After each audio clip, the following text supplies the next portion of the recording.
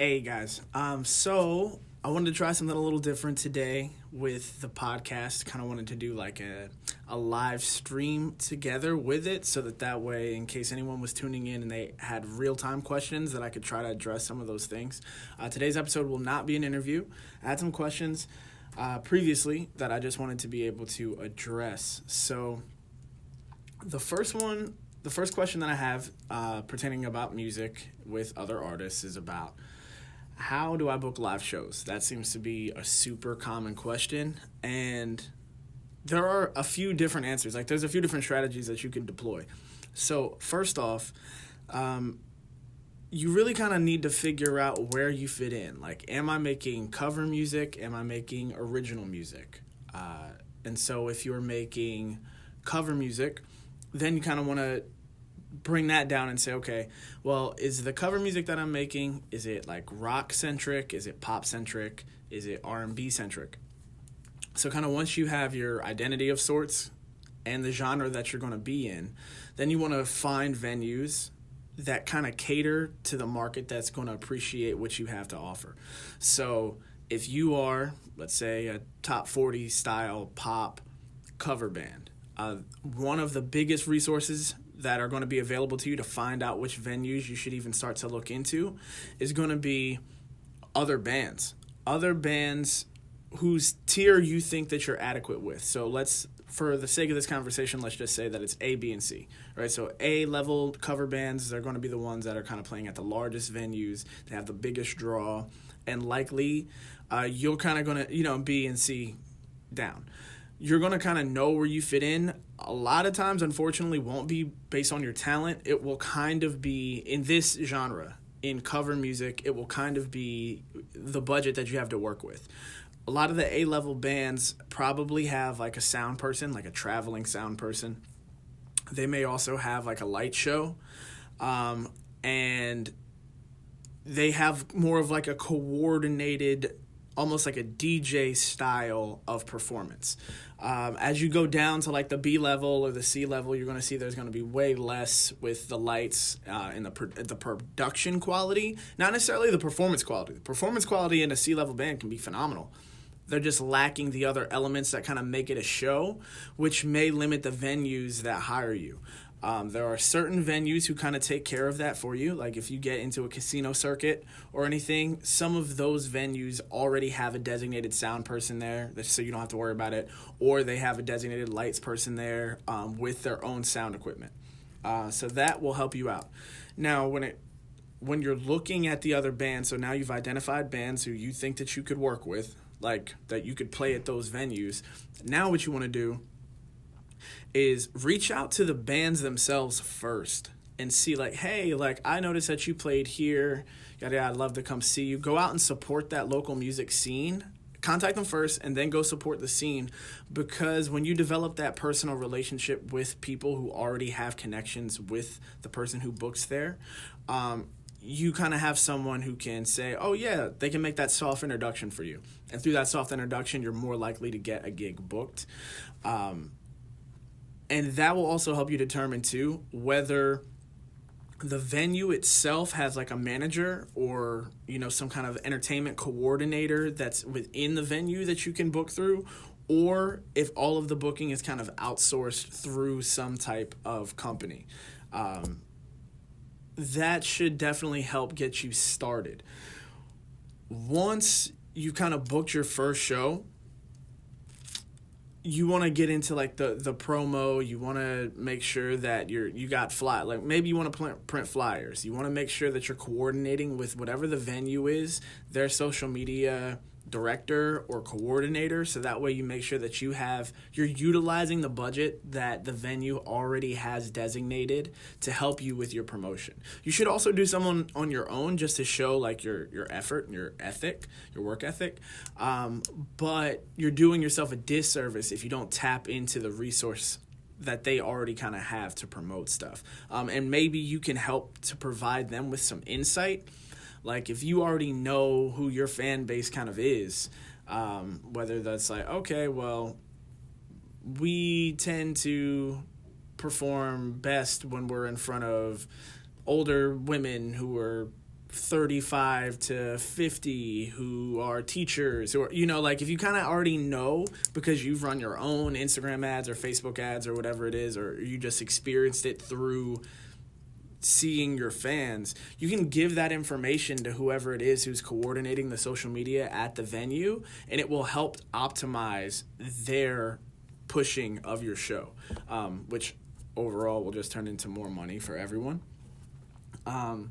And so that's like one way to get into booking shows like that. Another thing, outside of just looking to see where everyone else is playing, is sometimes there are venues who don't know how to get into having musicians there. So there's always the cold calling. You can always just contact the venue and just say like, hey, I was interested in playing at your venue. I really enjoy your venue and I would love to play here. And maybe no one has ever played there before, which is great because then you can become someone who kind of breaks that venue. The rates that you're charging at that venue may not be established. Like they may not be great because nobody has kind of played there before. So you really are going to go from the ground up building the value of the venue. But that's a great way to get into like a residency. And when it comes to booking shows, I think that that's a really important thing that oftentimes gets overlooked by artists is residencies are crucial. They're key. For me, when I first started playing music, having residencies at multiple venues was the way that I was able to build my reputation because it was consistent. When you kind of just play one time in one area and then you don't come back around because you can't find another place to book or whatever, it makes it really, really hard for you to get a foothold within the market. And it makes it, you just don't have like that top of the head brand association with a specific place. So you want to kind of shift that in your favor if you can. And you can do that primarily through residencies. Residencies also give you like an element of security where you don't have to necessarily charge as much in your guarantee, because you understand that you're about to have multiple opportunities, right? So we're going to use some just generic numbers, right? So let's say you're charging $1,000 to go perform somewhere. All right, so you charge $1,000 as your base rate when you're going to perform out, and you can get that, right? Let's say you command that rate. You can afford, when you have a residency, to drop that rate down maybe to $700, because now you have that $700, but it's going to be factored in. If it's a weekly residency, instead of the one-time one-off of $1,000, you can sacrifice the $300 or even $4 or maybe even $5, depending on how you're trying to structure your scale. Now that's going to go in 4 times. So instead of performing one place, one time, 1 month, making $1,000, now you can perform at one place 4 different times for, let's say, $500. And now you have $2,000. So you've netted an extra performance in terms of equity. And you've also, more importantly than the dollar signs, is you've started to establish kind of a brand awareness, and you can build the relationship then with the venue. That's like super, super, super key. And what happens though is that once you kind of start to generate that buzz, other venues begin to pay attention. Other venues begin to say like, oh, okay, well, we would like to get you in here. And then maybe you can leverage that as a residency as well. I totally suggest making sure that you work through residencies first. Also, just because it gives you a lot of experience. Like if you're only going to perform one time out, you're just not going to get the experience that you need to refine your show. And in order to get to kind of that A-level tier, you need to have a show. It needs to be a performance. And unfortunately, I think a lot of artists kind of get caught up because there's no rehearsal. So not just rehearsing the music, but rehearsing the show, the performance of it. What is going to be entertaining? Do you have lights that are coordinating with the sequence to the music? Are you using backtracks if you don't have like a really big band? Small things. Those tiny things definitely go a long way in terms of longevity, also in terms of like increasing your equity. A lot of value, unfortunately, and fortunately at times, is face value. So if it looks like it's a good show, people oftentimes will experience it as a good show, regardless of whether the performance, the musical content is actually great, right?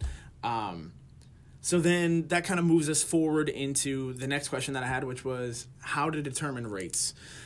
Now, determining rates is going to vary very much depending on you yourself, right? And I personally would say play for what you can. When I first began playing out, just piano, right? Like not singing, not doing anything else, but personally for me, when I first started playing piano out, I was charging $25 an hour, which for like that's what I could charge, right? I had no reputation, I had no following or fan base, and as a pianist, it's a slightly different market because no one's really coming out to see a pianist.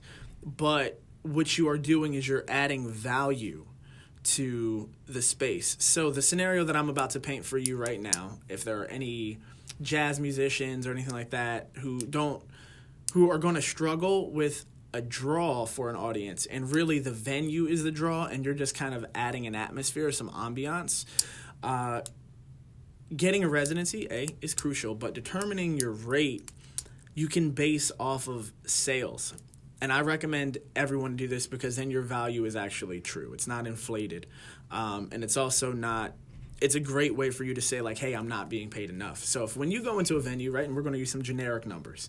If you go into a venue, and let's say there's sales for the evening on a Friday night because you're going to play that on a Friday evening, between the hours of, let's say, 9 to midnight. Let's say that's a common time block. So between the hours of 9 to midnight at this venue, their sales are $1,000.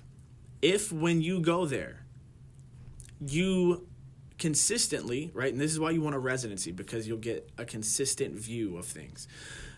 If within 3 months, so the first quarter, that average number of 1,000 has increased to an average number of, let's say, 1,200, 1,300. Well, if you're playing for $25 an hour, like I was, right, then I'm saying that, oh, well, your $75 total investment in me is netting you an extra $300 on the nights that I play.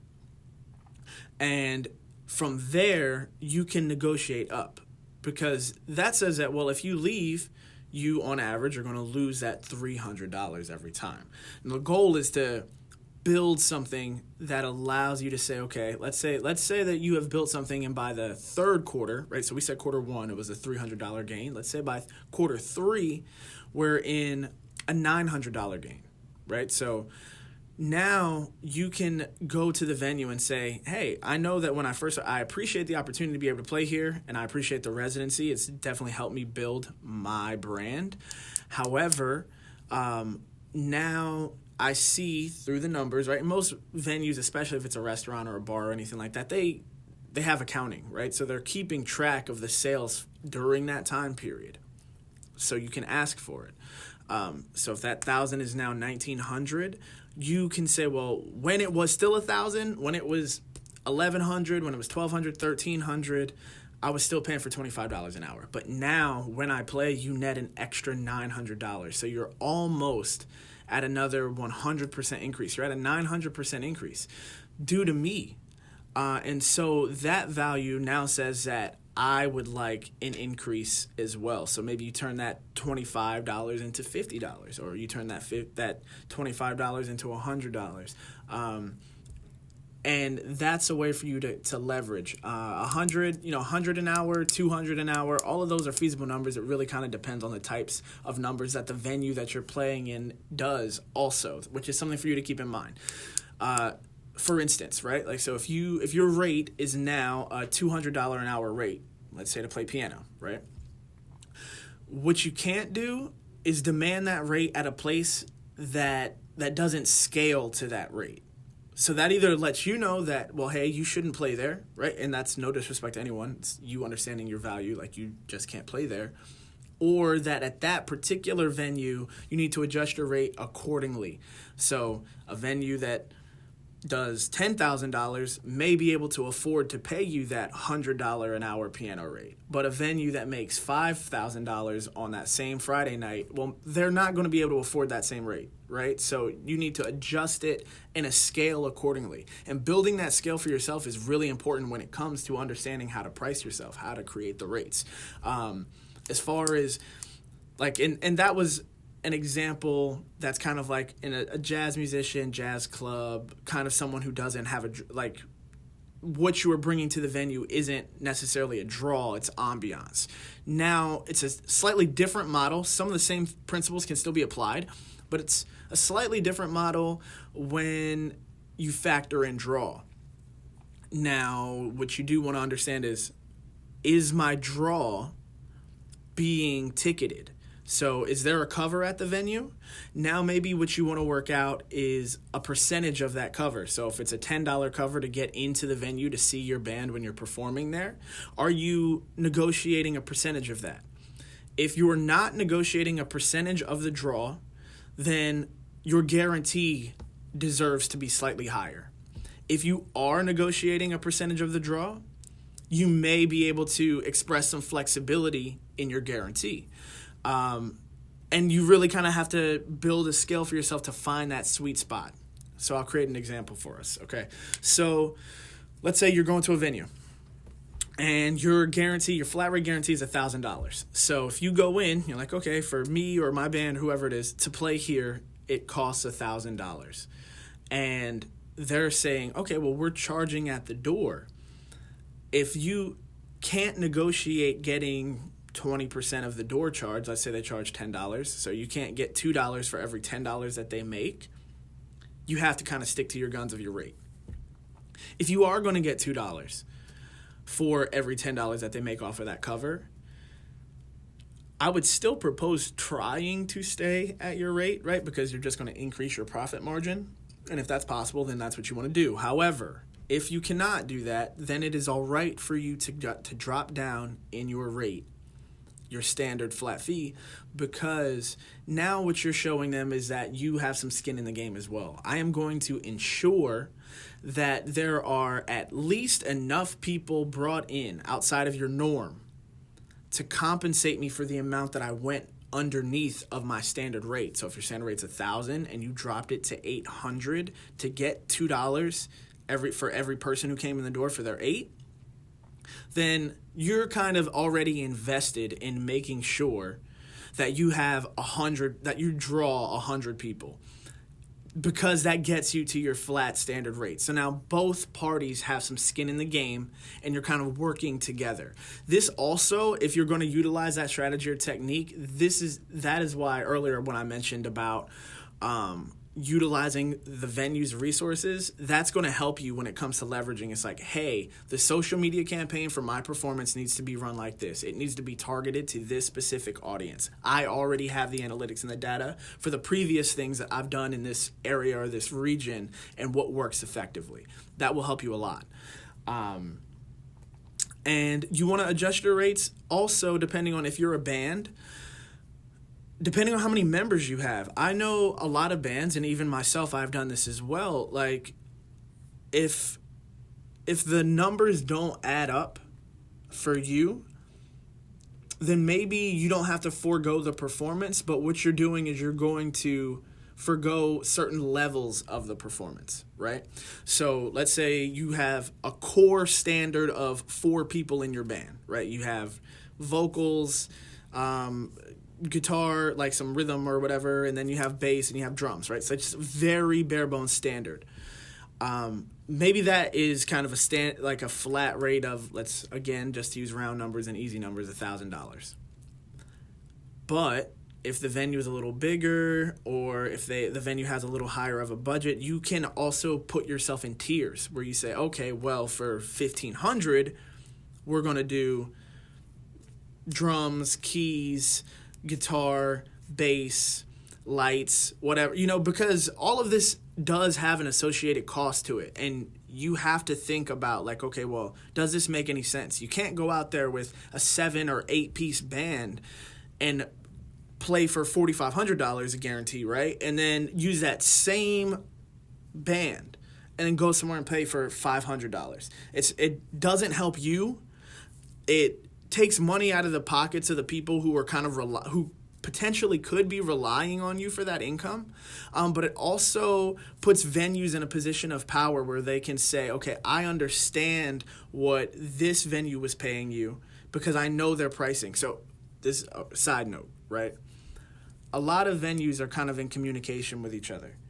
So they understand what rates are being played in different places, right? That's why you have A rooms and you have B rooms and C rooms.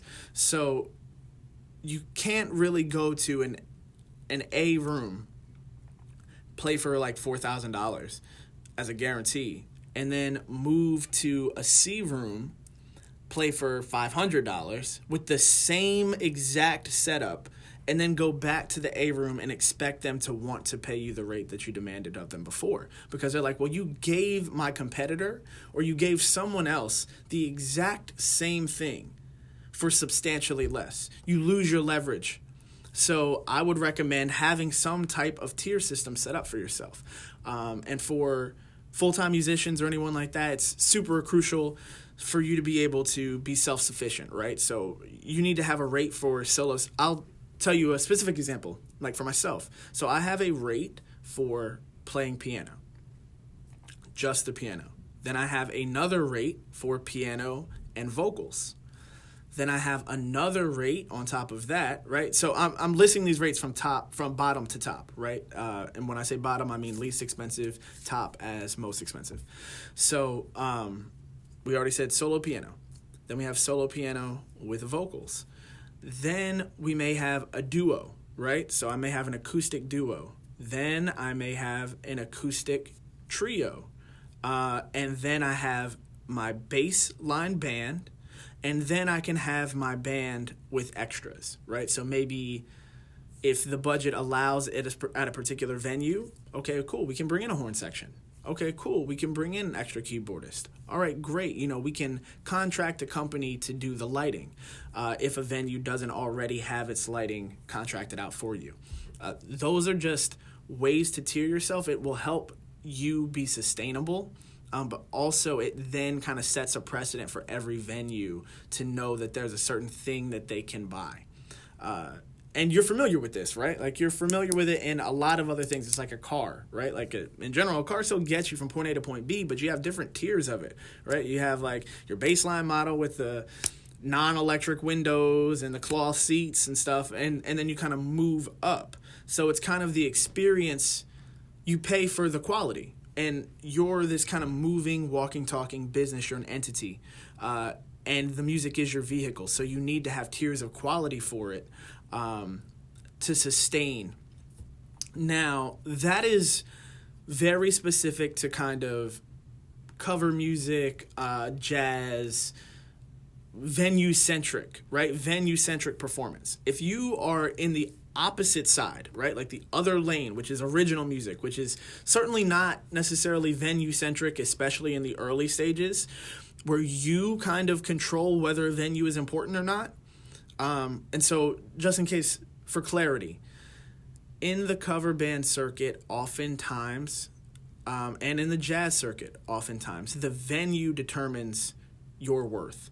So in this particular, so I'm in the Northeast region, Delaware, Philadelphia, New Jersey, Baltimore area.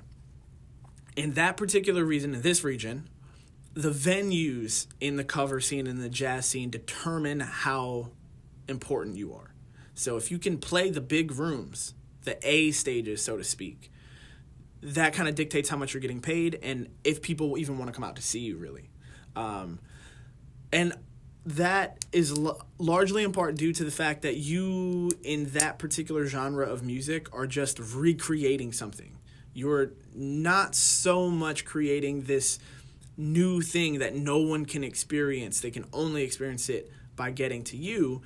As a cover band, they can experience it 1,000 different ways. You're just like regurgitating something else. And that's not to diminish that field at all. It's just, it is what it is. In original music, it can be a lot harder to get people out to you, but it is also something that's incredibly unique. And you do want to be able to put in that scenario, you don't have the ability most of the time, especially in the early stages, to set a guarantee. And because you can't set a guarantee, your income is totally reliant upon your fans, the people coming to see you. So people coming to see you are going to be paying you, not the venue that is hoping to just net off of what you have brought. That's a way different scenario. So in that, you kind of have to bring your A game out every single time. Every time you have to bring out the A game, whether that's if you're going to have lights or if you're going to have, a full band or whatever. It kind of needs to be this consistent product unless you create two versions of your product, right? So you can be solo. So for myself, right, I had a version of my product that was a solo version of my product. And then I also had another version, which was the full band version. So there is that element, but likely that's also going to be dictated by where you perform. In the beginning stages of being an original artist, it is not going to be as common for you to be the only person performing at a show, right? So it's not going to be you performing for 3 hours or your band performing for 3 hours. It's going to be you or your band performing for about 45 minutes in a bill or on a ticket along with a set number of other acts. And your position in the lineup kind of determines to the audience what your value is to the venue. So you're going to see a lot of, in that particular market, you'll see a lot of people try to aim for the spots that are in the middle or either the headlining position, which is at the end. And most of your money in that particular arena is going to come from sales of merchandise. I see a lot of musicians when trying to, because in this, right, you're not really determined rates. The venue is going to determine how much a ticket is if you're performing at a venue. And then you're trying to sell those tickets. And unfortunately, especially in the Northeast region, around the Philadelphia area, a lot of original venues are kind of a pay-to-play sort of situation where it's, okay, you can play this venue, like you can play at the Troc or wherever, and it's going to be, you have to sell 20 tickets, 25 tickets, and those tickets each cost $10 a piece. So you have to kind of front, let's say, $250 to get the tickets. And then it's your job now to sell all of those tickets just to break even, like to get your money back. That was kind of the entry cost, the admission cost to be able to perform. So the likelihood now that you're going to make money off of just the music itself, it's pretty low because you're not getting any of the money of the tickets that you sold. Or if you did, maybe you're only getting 20%. So you need to sell merch. And that merchandise can be anything. You need to find out what your audience likes, what they enjoy about you or what they enjoy themselves purchasing, whether that's T-shirts or hats or, I don't know, bracelets, flower pots, whatever it is that works for your niche audience, that's where you're going to make your income. And so another question that kind of relates to that I had was sort of like, well, how do you add value to the rate? Now, I sort of described ways to do this when I was speaking about if you're in that cover band area. However, you can add value to your rate as an original artist simply by getting people in the door, getting them in the seats. A common mistake that I see happen with a lot of original artists happens to be that they oversaturate the market. So they'll play in the same general area over and over and over again. Like they're playing far too frequently, so they cannibalize their own market. Because if you're going to announce your shows so that people can pre-order tickets or understand when you're going to be at a certain place, which is wise of you to do, I now can go to your website or your Instagram or Facebook or wherever you're keeping this information of your schedule, and I can say, oh, well, yeah, you're going to be, let's call it Wilmington, right? So you're going to be in Wilmington tonight, but then I see that you're also going to be here next week. And then I see that you're also going to be here 2 weeks after that. And then I see that you're going to play this little festival on a Tuesday the week after that. Like, you're in the area too frequently, and people will become, like, passive, right? Oh, well, I can't see you this time, so I'll go see you next time, because you've made yourself too accessible and too available.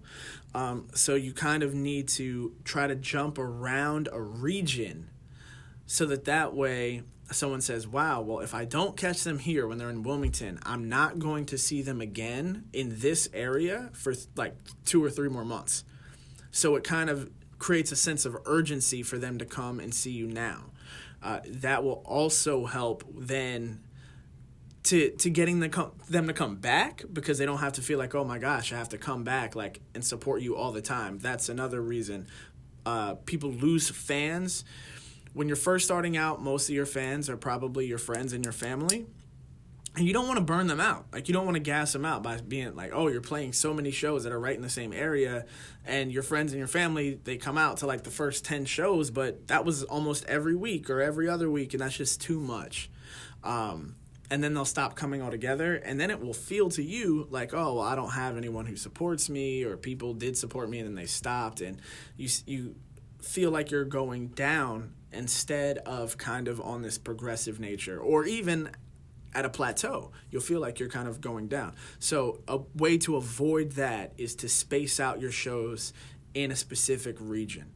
And that will help you also add value to your rates, because it's kind of like a supply and demand. If you have far too much supply, the demand goes down, which means the cost of it goes down. So you need to find whatever that balance is for you. Just do some experimentation and find out where that sweet spot is, where you can charge what you would like to charge, be playing as frequently enough that you don't inundate your audience, but also that you still get the proper amount of exposure and performance. A side note, this question was more along the digital lines, and it was about like, oh, what's the best third-party uploader? So I know that the question is kind of asking, what platform, what service provider should I use to get my music uploaded onto Spotify or iTunes or wherever? There are different answers to this question. For me personally, since you're asking me, I think the DistroKid is probably the best service that's out on the current market right now, just because you can upload an unlimited quantity of music. Like, if you wanted to put out a song a day, you can upload a song a day on DistroKid. And it's all for the same flat rate. So a service provider like, let's say, CD Baby or TuneCore, they charge you per album that you're uploading or per single that you're uploading. That can become incredibly expensive, especially because you then have to renew the rate on every single one of those things every year. So if, let's say, you wanted to be ambitious and release a song a week, right? So you release 52 songs over the course of a year. If you're on TuneCore and they were all singles, it costs $9.99 to do that upload. So you're about to spend 52 times 10 just to upload your music. You can do that same thing on CD Baby for one flat rate of, I think it's like $39.99. Like, it's ridiculous. I think that if you're going to go with the volume, then you definitely need to do that. Every other service, they kind of have like their own nuances, right? There's not one service that embodies the advantages of every single service. Like, sometimes it's like, okay, well, we upload to YouTube and put it in their YouTube database and catalog. There are advantages to that that I could explain if on another episode if you would like me to. There is lifespan, right? So some services, it's like as soon as you pay for it and upload it, it's online indefinitely. It's never going to get taken down. A service like TuneCore, for instance, once you upload it, if you skip, like if you for some reason didn't pay for the song to be renewed for the next year, your song is going to disappear. That will also happen to you on DistroKid, but there is an add-on feature that you can pay for that keeps it online for forever. However, I just suggest, budgeting out to just make sure that yearly payment goes through, because it's an unnecessary add-on expense if you just know that you're going to stay up to date on paying your yearly fee. And then also DistroKid has a cool feature that allows you to kind of get pre-sales and pre-orders. So I think on Spotify it's called like a pre-save. On Apple Music there is like a pre-save function that it's just not as good as the one that's on Spotify, but it still does exist. And they give you kind of one central link, which is neat though, that every place that it's going to be uploaded to, so if it's going to be on Spotify, it's going to be on Apple Music, it's going to be on iTunes, wherever, it's all created in that one link. So whenever you blast that link out, whatever service someone has, you don't have to do the guesswork of figuring out like, hey, like, do you have Spotify or do you have Apple Music? Okay, and then sending them the appropriate link. You can just send this one link and it contains all of the other links, and they can just click on whichever provider they have, and it will initiate the pre-sale or the pre-order. That's really good. It's also a good tool to utilize if you're in a position where you would like to try to chart on Billboard, or if you would like to chart just on any of the current charts. If you get enough pre-sales, so let's say that you are going to release a song in a month, and you have it uploaded to the distributor. We're just going to use DistroKid for an example because they have this service. Once it's uploaded, you're going to have that link, and you have that link for the 4 weeks before the song is going to come out.